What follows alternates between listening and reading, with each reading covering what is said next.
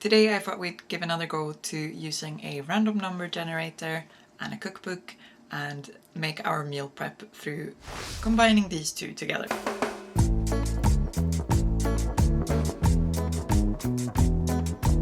The aim of the game here is essentially that I'm trying to get more use out of my cookbook collection. So I have a number of cookbooks, but I feel like they're predominantly used as more decorative elements in the flat than they are used as like frequent sources of inspiration. What typically tends to happen as well is that if I have extra of some particular ingredients, I'll just look that up in the index of the recipe book and then I'll maybe make that recipe. But I'm sort of always sticking within the realm of recipes and ingredients that I'm already familiar with. So basically, to push myself out of my usual go-to creations, we're gonna put the page numbers into a random number generator, and whatever it lands on, that's what we're gonna have to make. The exception to this being if it's a recipe that I've already tried, then we'll just re-randomize the number to keep within the spirit of trying new things. So as an added bonus, I won't really have to think too hard about what to include in this week's meal plan. I just have to buy the food and cook the food. I don't have to plan it. So that is always a blessing. And then as a bonus, hopefully we will get to try some new recipes and maybe learn some new techniques along the way. The book in question is this one here. It's so shiny. So this is Soph's Plant Kitchen. I've been following Sophie along on Instagram for quite some time. I love the fact that she focuses on just high fiber and high protein recipes without any sort of calorie restrictions or concerns really. Also, I feel like she's quite the advocate for making beans look absolutely delicious. So when she announced a cookbook, I was like, I need to support this cause. So yeah, I'm pretty excited. I've tried quite a few recipes in here already, but again, not maybe using it to its full potential. So this book is, as most cookbooks are, divided into chapters. We've got a breakfast feeling snackish, salad and power bowls, and then sandwiches and soups, 30 by 30 or 30-30. So this is from one of her series where she does like meals that contain at least 30 grams of protein that you're meant to be able to throw together in 30 minutes or less. And then we've got a dinner chapter, and then there's a protein layering chapter. So this one is essentially like little additions you can make to the other recipes to enhance the protein content.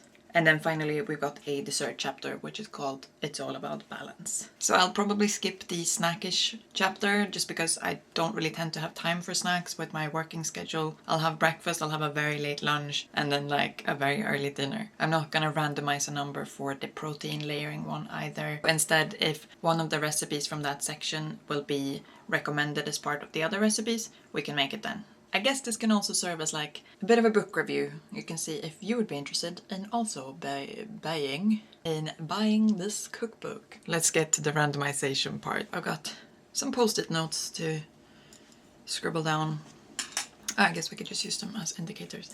Never mind. So we will start off with spinning for breakfast. I don't know why I'm always thinking it's spinning. Like, oh, you're spinning the wheel. We're not really spinning the wheel. We are just typing numbers into Google. So for breakfast, it starts off on page 44. And we are ending on page 60. All right, generate. We got page number 55. We are in luck. We've got overnight protein oats. 2 ways, so I guess I can pick whichever way that I would like. So I'm guessing this is just overnight oats with protein powder, which isn't really my forte. So there's 2 options here. There's either berry cacao or there's banoffee pie. The berry one calls for chocolate protein powder. We have some vanilla protein powder at home, so I think I might try the banoffee pie. I've never actually had a banoffee pie, so this will probably not at all be the same thing. So let's put a post-it note on here. So the next chapters, salads and power bowls. 82 to 109, let's go. 85, triple glow bowl, that's tricky to say. Triple glow bowl, triple glow bowl. Thank you. It looks really nice. Then next we will do sandwiches and soups. 124. Oh, so you might be familiar with this one. A remake on one of my favorite sandwiches from a popular sandwich chain in the UK. So, wonder if this would classify as like things I've already tried. because I've had it at this popular sandwich chain, but I guess this would be a nice way to make it a bit more budget friendly. So we will put another post-it on here. Proceed on to 30/30. 145. I think I've already made this one. 131. Teriyaki tofu with mango edamame salsa. Like so. Which sounds delightful, but it's also like, you know, 0 degrees. It might have risen to 1 degree just now. Wow, this is already an 8-minute recording. Moving on to dinners, I believe. 153. Oh. That went well. I'll just generate it again. 164. Bangers and mash. So... oh, Jesus. I'm obsessed with turning quintessential British dishes into collages of colour. As I'm sure we can all agree, they're almost a bit too beige sometimes. Yes. If my boyfriend is watching this. I'm wondering if we have to make our own seitan sausages though. Yeah, we do. Homemade sausages. These are meant to be done in 40 minutes. It's all about balance. Okay, let's start this randomization. 2, 3, 4. Oh crap. It's bloody pastel de nata, which supposedly also just takes 40 minutes. I was kind of hoping for something more like... she has like cookies and brownies, and I've never had pastel de nata. I don't even know if I'm saying it correctly. High protein yogurt bowl. I mean, that sounds nice and easy. Melt in the middle peanut butter chocolate lava mug cake. Come on. I think that I'm gonna cheat this and maybe spin again. Because it's my video, my rules. It's only dessert, so like, you know, it doesn't... it's just as a bonus. You would rather have something that you would rather want to have, right? 240. Please be cookies, please be cookies, please be cookies. Marzipan truffles. I don't really want to make those either. I'm gonna spin again. Basically, to push myself out of my usual go-to creations, try some new recipes. 2, 3, 6. Decadent dark chocolate and orange pudding. I hate orange and chocolate combination. I'm gonna spin again. I feel like I've turned into a gambler now. 2, 3, 9. Please be chocolate chip cookies. Please be chocolate. High protein yogurt. Okay. We will do this one because it sounds nice and easy. Sorry that I'm a cheat. I'm gonna look through the post-its, see what I have available at home, see what I have to buy, head off to the shops, and then I will report back. I'm exhausted. So we're starting off with the banoffee overnight oats, combining some soy milk, dates, peanut butter and protein powder in a blender. I used quite a lot less protein powder than the suggested amount, and then we're pouring this over a mixture of oats, chia seeds and salt. And then we'll add this to some containers, stopping halfway to add some sliced bananas and some yoghurt. Now this one I would probably rank at like a 3 out of 5. The first spoonful in the morning was like very protein powdery. Then I think you sort of get used to it, so it gets a bit tastier the more you eat it. And getting to the yogurt part was definitely the highlight. But also, if you're following the recipe as written, that is adding the full suggested amount of protein powder, this would give you like 36 grams of protein to start the day, which is obviously very good. And for a lot of people, this would probably get you way over halfway of your RDI for protein.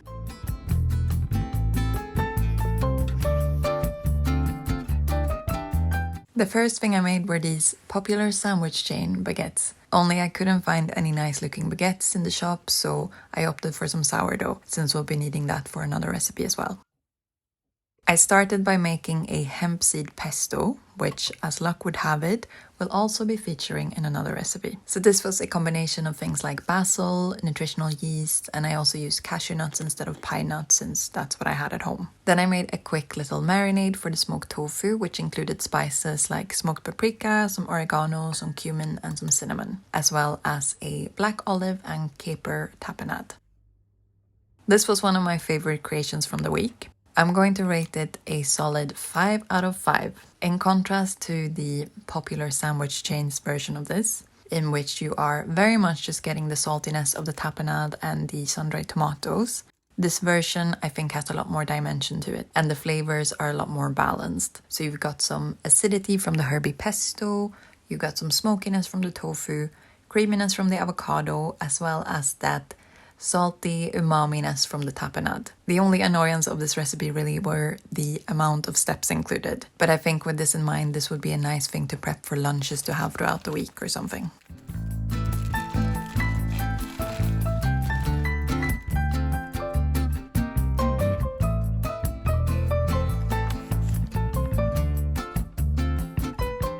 Next up, we've got the teriyaki tofu with mango edamame salsa. This was definitely the tastiest meal of the week. You know when every mouthful you take is like, OMG, this is amazing. And whilst you're eating, you're feeling a little bit sad that this absolute fiesta of the taste buds will be over in about 20 minutes time. Well, that pretty much summarizes this dish. So for this, we are boiling some brown rice. Soph seems to be a fan of adding some vegetable stock in with her rice and quinoa, so we're doing the same. For the salsa, I used frozen mango as it's a lot cheaper and also less of a faff. And then we're also going to be needing some spring onion, some cherry tomatoes, and some coriander for this. We'll crumble some tofu and cover this with cornstarch to help crisp it up. And then we will cover this with our teriyaki sauce. In the same pan, we will quickly saute some tender stem broccoli until it turns a bit more of a vibrant shade of green. And then it's just a matter of assembling everything, and we'll finish up with some edamame, some cucumber slices, some sesame seeds, chili flakes, and lime juice. This was of course a total 5 out of 5 recipe.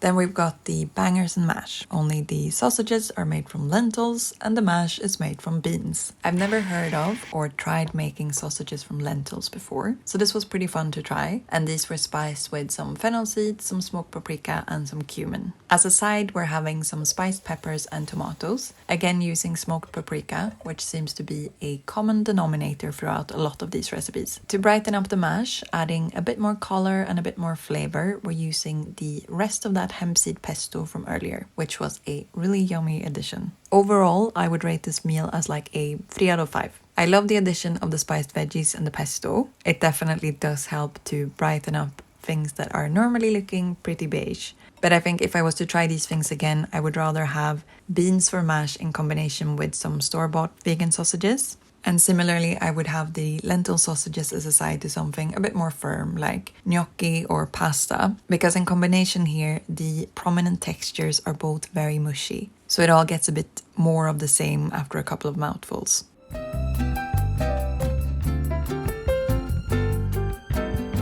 With the leftover yogurt from the banoffee oats, I made these high-protein yogurt bowls one evening. My friend had left us pomegranate with us a couple of days prior, so that went in there too. Also, name a messier fruit than cutting up a pomegranate. I will wait. I dissolved the protein powder in the yogurt with a bit of milk, added a bit of sweetener, and actually, I'd quite rate this. It's super simple and an easy way to get a bit more protein in. And also this way of consuming protein powder wasn't too overwhelming either. For ease and protein content, let's give this one a 4 out of 5. That is of course not accounting for the cutting up of a pomegranate. Finally, we have got the triple glow bowl. I kept putting off making this one because I had really intense PMS this week, and the thought of eating a combination of quinoa and kale was just incredibly unappealing to me. Anyway, so the chickpeas were meant to be had just straight out of the can, but I took the liberty of roasting mine with some random herbs. I think I used like paprika, some cumin, and garlic powder. You know, the usual suspects. For a quick pesto, we've got some blanched kale, some basil, some nutritional yeast, and toasted walnuts, as well as some almonds because I didn't quite have enough walnuts at home. To some quinoa, again cooked with vegetable stock powder, I added one of those microwavable pouches of pui lentils. This was also meant to be served with some quick pickled red onion. But I've never come across a recipe where you are to pinch the onion in lime juice and salt until it starts making some popping noises. I heard no popping noises and I just ended up with some red onion mush. So chances are I went wrong somewhere along the way. Once the chickpeas were roasted, we'll cover them in the pesto and then just combining everything together in a bowl. I also made this quick feta style tofu that had been covered in some herbs and nooch. This meal I would rate at... I'm trying not to be too biased by my PMS goggles here. This was nice, but also maybe a little bit on the dry side. I think maybe dressing the quinoa in some form of vinaigrette or adding some hummus, I think that would really help tie things together here. Let's give this one a 2.5 out of 5. I feel like we're kind of fighting a battle against the clock here, trying to record after 3:34. Overall, I would say that this book is incredibly useful to have if you're looking to increase your protein intake. Having a flick through the book, I would say most of these recipes are ranging between like 25 to 35 grams of protein per serving, which is obviously very nice. And then you've got the whole chapter of protein layering as well. So I would say I'm very impressed with the book, and there's lots of nice recipes in here. My only grievance about this book, if you will, is probably the fact that quite a few of the recipes will be for 2 or 3 servings, which is obviously a pretty easy fix. You can just duplicate the amounts that you put in there. But just for simplicity, like as much as I love cooking, I don't necessarily want to do it every day. It is nice if it's like the recipes are accounting for, okay, I'll cook this today and then I'll have enough for lunch or for dinner tomorrow. So highlights of the week would definitely be the smoked tofu and tapenade baguette, or I guess sandwich in my case, as well as the teriyaki tofu bowl with the mango salsa. Chef's kiss. I'm also kind of intrigued to be making lentil sausages again, but maybe pairing it with something other than beans. But it was nice to learn that that's a thing that you can make. In terms of doing the random number generator, I think it's a lot of fun. It's a nice way to get a variety of meals in your weekly meal plan, including things that you might not necessarily have been cooking otherwise. So if you've also got some cookbooks that you feel are in need of a little bit of TLC, I would definitely recommend giving it a go. So that is everything for today. If you've enjoyed this video, please feel free to give it a like. And as always, thank you so much for watching.